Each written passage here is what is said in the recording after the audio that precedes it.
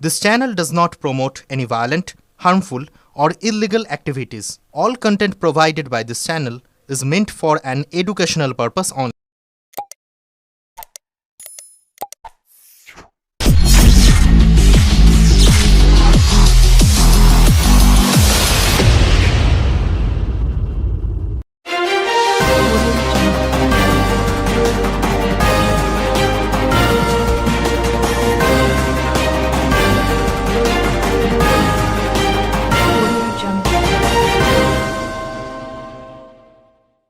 ডানকুনিতে 18 নম্বর ওয়ার্ডে রক্তাক্ত অবস্থায় এক মহিলা উদ্ধার, ধৃত যুবক। স্থানীয় প্রশাসন সূত্রে জানা গেছে, ডানকুনি পুরসভার 18 নম্বর ওয়ার্ড কালীপুর মৈশালপাড়া শাশ্বত বায়েন নামে এক যুবকের বাড়ি থেকে বছর 35-এর এক মহিলাকে রক্তাক্ত গুরুতর জখম অবস্থায় উদ্ধার করা হয়। স্থানীয়রা অ্যাম্বুলেন্স ডাকে, খবর দেন ডানকুনি থানায়। পুলিশ স্থানীয়দের সাহায্যে মহিলাকে শ্রীরামপুর ওয়ালস হাসপাতালে ভর্তি করে, সেখানে চিকিৎসাধীন রয়েছেন তিনি। যুবকের প্রতিবেশী দাম্পত্য জানান, স্ত্রী ছেড়ে চলে যাওয়ার পর থেকেই প্রায় দিন নতুন নতুন মহিলা বাড়িতে নিয়ে আসতেন যুবক।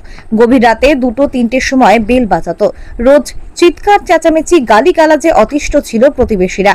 রবিবার রাত 10টার পর একই রকম কাণ্ড ঘটে, কিন্তু সেটা বাড়াবাড়ি রকমের হওয়ায় প্রতিবেশীরা গিয়ে দেখে ঘরের মধ্যে রক্তাক্ত অবস্থাতেই রয়েছেন মহিলা অপরিচিত। মাথায় ভারী কিছু দিয়ে আঘাত করা হতে পারে বলে মনে করা হচ্ছে। স্থানীয় তৃণমূল কাউন্সিলর সূর্যদেব খবর পেয়ে ঘটনাস্থলে যান। তিনি বলেন, শাশ্বত বায়েন এলাকার মানুষকে উত্ত্যক্ত করত, মহিলাদের গালিগালাজ করত, ওর জ্বালাতনে অতিষ্ঠ এলাকাবাসী। আমি খবর পেয়ে এসে দেখি ওর ঘরে মহিলা মুখ থুবড়ে পড়ে আছেন। শাশ্বতকে পুলিশ ধরে নিয়ে যায়। আমি ওর কঠোর শাস্তির দাবি করছি। নিজেদের মধ্যে অশান্তির সময় মাথা ঠুকে দেওয়ায় মহিলা গুরুতর জখম হয়ে থাকতে পারে বলে এমনটাই প্রাথমিক অনুমান পুলিশের। পরবর্তী সময়ে হাসপাতালে ভর্তি করালে মহিলার মৃত্যু হয় বলে প্রশাসন সূত্রে খবর। তবে পুলিশ অভিযুক্ত যুবককে গ্রেপ্তার করে ঘটনা তদন্ত শুরু করেছে। আজ তাকে শ্রীরামপুর আদালতে পেশ করা হবে। ব্যুরো রিপোর্ট, আমার কলকাতা নিউজ। ডিস্টার্ব করতো যখন তখন এসে বেল মারা, মাঝরাত্রে হঠাৎ করে রাত্রিবেলা দেখছি প্রচণ্ড খিস্তি খেউর কাঁচা মানে নোংরা কাঁসায় খিস্তি খেউর করে, যাকে তাকে নিয়ে একদম কোনো ঠিক ঠিকানা নেই, এত বাজে ভাষায় কথা বলে। ডিস্টার্ব কি মানে আমাদের তো বাড়িতে সবারই ফ্যামিলিতে ছোটো বাচ্চা আছে, তো ওটা নিয়ে একটু ভয় থাকে যে ভাই অ্যাকচুয়ালি মানে ধরুন ওনা তো প্রবলেম জানি না কী প্রবলেম আছে, বাট ওই রাতে 2টোর সময় 4টের সময় এসে যদি ডিস্টার্ব করে কারোর বাড়িতে বেল মারে, তো এটা একটা তো মানে প্রবলেম ব্যাপার না। মানে ধরো সবাই তো একটা মানে কাজকর্ম করার পরে একটু রেস্টের ব্যাপার থাকে সবারই। আজকে কি ঘটনা ঘটেছে? আজকে ব্যাপারটা আমরা ঠিক যাই না। আমি মানে ধরো এই বাইক নিয়ে আমি জাস্ট বাড়িতে ফিরছি, তখন দেখি সবাই এরকম কথাবার্তা বলছে। তখন দেখলাম যে এরকম এই ব্যাপারটাই মানে ঘটেছে একটা, মানে রক্তাক্ত অবস্থা। তারপরে আমরা সবাই মিলে উপরে গেলাম, উপরে গেলে দেখলাম, দেখার পরে দেখি যে একটু মানে ধরো উপরে গিয়ে কি দেখলাম কন্ডিশনটা একটু মানে ভালো, মানে রক্তাক্তই দেখলাম, মানে যে ফিমেল ছিল, ঠিক আছে, ওনার দেখলাম যে রক্তাক্তই আছে। তারপরে তো সবাইকে ডাকা হলো, অ্যাম্বুলেন্স ডাকা হলো, সবাইকে ডাকার পরে আমরা সব একটু হেল্প করলাম সবাইকে নামানোর জন্যে, একটু হেল্প করার জন্য। তারপরে তো সব পুলিশ, ডানকুনি থানা পুলিশ এসে, পুলিশ আসার পরে সূর্যদা, তারপরে সঞ্জয়দা, এরা সবাই ছিল, সবাই জন্য হেল্প করে তারপরে একটু হেল্প করা হলো সবার। এখন কি অবস্থা মহিলাটা মানে ধরুন আমি যতটা মানে বুঝতে পারছি যে একটু ক্রিটিক্যাল আছে, মানে ধরুন যেটা দেখলাম যে মাথায় একটু কেটে আছে, একদম রক্ত হয়ে আছে। একটু কি দিয়ে আঘাত করা হয়েছে কি জানেন? না, ওটা আমি আইডিয়া করতে পারবো না, বাট একটু হ্যাভি কিছু ছিল, মানে ধরুন যে এটা হ্যাভি কিছু না থাকলে অতটা রক্ত বেরোয় না।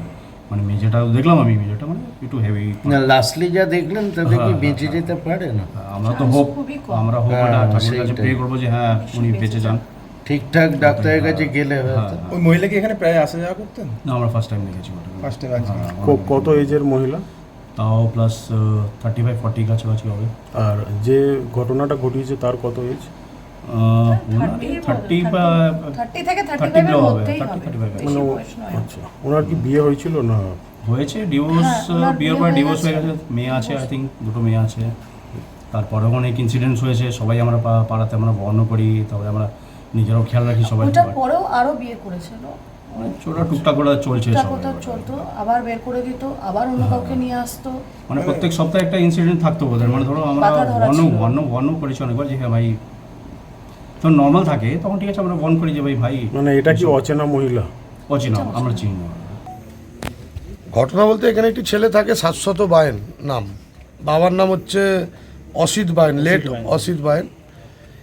এই এলাকার মানুষকে বিভিন্নভাবে সবসময় ডিস্টার্ব করে, সকাল থেকে রাত্রির অবধি ড্রিঙ্ক করে এখানকার মানুষকে মা বোন জ্ঞান করে না, গালাগাল মন্দ মানে অসভ্য আচরণ, সারাদিন এইটাই ওর কাজ। তো বারংবার প্রশাসন একে অ্যারেস্ট মানে নিয়ে গেছে, কিন্তু কমপ্লেন যেহেতু কেউ দেন না বা কমপ্লেন দেওয়ার মানুষ পাওয়া যায় না, প্রশাসনের কাছে কিছু করার নেই, ছাড়া পেয়ে যায়, বেল পেয়ে যায়। তো আজকে আমি একটা ঘটনা শুনতে পাই যে এখান থেকে কিছু মানুষ আমাকে ফোন করেন যে এখানে একটা বাজে ইনসিডেন্ট ঘটে গেছে, এরকম। ওর ডাক নাম হচ্ছে সাহেব, শাশ্বত বায়নের। তো আমি দেন আমার মাননীয় আইসি সাহেবকে ফোন করি। আমি তখন আমার পার্টি অফিসে ছিলাম। আমি ফোন করতে এক হাতে ফোন করতে এসে দেখি যে শাশ্বত বায়েন নিচটায় পড়ে রয়েছে, ওর বাড়ির নিচে, এবং ওপরে একজন রক্তাক্ত মহিলা মুখ থুপড়ে পড়ে রয়েছে, প্রচণ্ড ব্লিডিং হচ্ছে। আমি দেখে সঙ্গে সঙ্গে আইসি সাহেবকে আমার ফোনেই ছিলেন, দেন 5 মিনিটও সময় নেননি, ডানকুনি থানার প্রশাসন চলে আসে। তারা এসে সেই ভদ্রমহিলাকে হসপিটালাইজড করবার ব্যবস্থা করেন। ওনাকে ইতিমধ্যে হসপিটালে নিয়ে যাওয়া হয়েছে, শ্রীরামপুর ওয়ালস হসপিটালে। এই হচ্ছে ব্যাপার। আর শাশ্বত বাহিনী ডেফিনেটলি অ্যারেস্ট হয়েছে। মেডিকেল, আমি যতদূর দেখলাম মেডিকেল করাতে পুলিশ নিয়ে গেছে, প্রশাসন নিয়ে গেছেন। তারপরে নিশ্চয়ই প্রশাসনের কাজ করবেন। আপনি এখন কি চাইবেন? শাশ্বত বাহিনীর কড়া শাস্তির দাবি করছি, এই পাড়ার মানুষের হয়ে, এই এলাকার মানুষের হয়ে। ও যেভাবে পাড়ার মানুষকে ডিস্টার্ব করে, যেভাবে সর্বসময় পাড়ার মানুষকে জ্বালাতন করে, অশ্রাব্য ভাষা আমার এলাকার মা বোনেদের গালাগাল স্ল্যাং ল্যাঙ্গুয়েজে কথা বলেন, আমি চাইছি ওর কঠোর থেকে কঠোরতম শাস্তি হোক।